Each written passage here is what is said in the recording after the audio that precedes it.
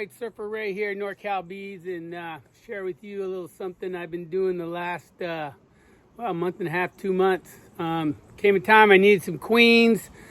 I didn't need that many. I didn't want to go through the whole setting up the starter, finisher, or the full-size hive, so I just set up a nuke, and I just grafted one bar, and man, it worked out great. I got 15, well, I probably got 13 or 14 beautiful queen cells, and and so since then I just been doing this system that's been working good. I've now do 2 bars, so that's 30 cells that I'm grafting, and I'm getting somewhere around 25 to 26 beautiful queen cells. And this time of year, that's plenty. I don't need 60 or so. So let's take a look. I'll show you what I've been doing. Okay, so the way I set these nukes is I give them 3 frames of capped brood.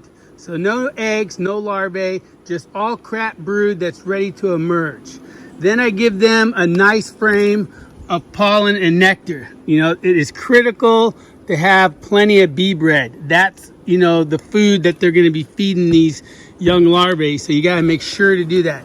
And then I go ahead and drop in a frame of really young larvae and eggs, and I let that sit overnight. So if they're queenless for 24 hours, plus they have that frame of eggs and larvae that they're going to be able to just float all those little larvae in royal jelly, A, making it easier to graft, and B, it makes it, so those guys have a better start. And then of course I just packed this full of nurse bees. And it's not only going to have the nurse bees that I packed in here, but all these emerging nurse bees are going to be in here too. So yeah, I've been doing this. This is probably the 4th batch I did, and I'm getting really good results.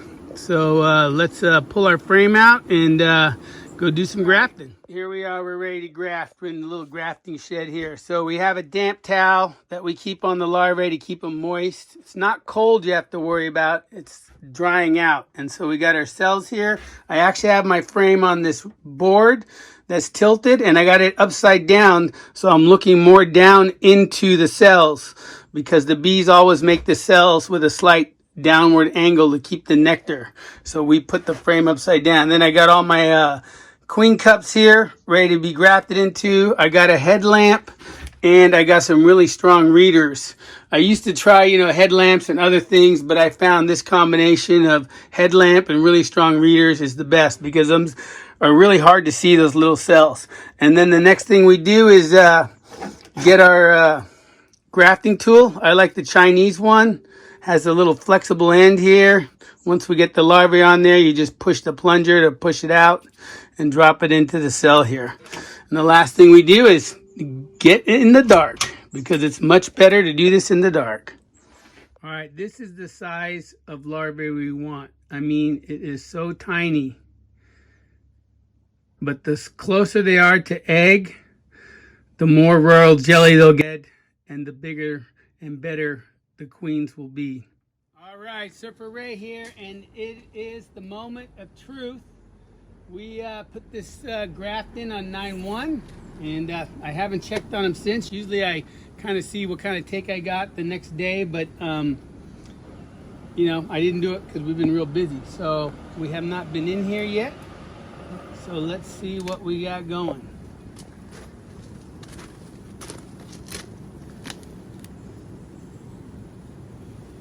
Let's see what we got going. I've been getting about 25, 26 out of 30.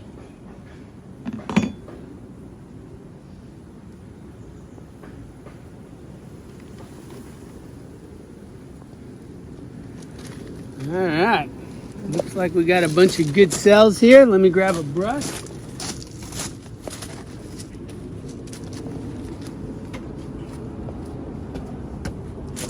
They're already capped.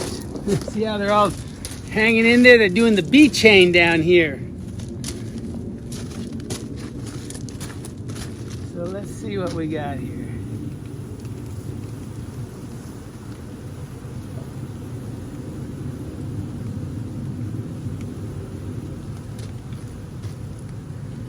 All right, there we go.